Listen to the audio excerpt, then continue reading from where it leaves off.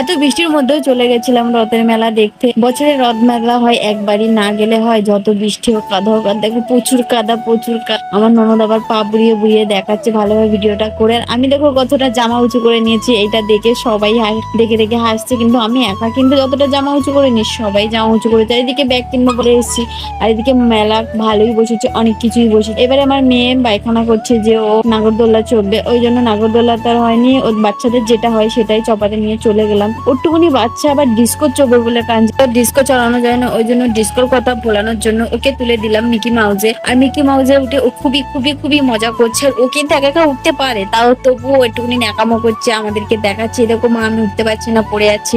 ওর পিসি আবার এসে হাত ধরে ধরে তুলছে। আর ও যখন নামছে, আমার নামাটা তো খুবই ভালো লেগেছে। আর ওর মিকি মাউজের চড়া হয়ে গেছে। এবারে আমরা চলে এসেছি খেতে, খাওয়ার পালা আমাদের। আর আমরা এখানে সবাই নিয়েছি বসে বসে এক প্লেট করে চাউমিন নিয়ে আর আমাদের সবাইকে প্লেটে চাউমিন দিয়েছে বলে ও বলছে আমাকেও একটা থালা দাও, ও প্লেটটাকে থালা বলছে, তাই নিয়ে সবাই হাসাহাসি করছে।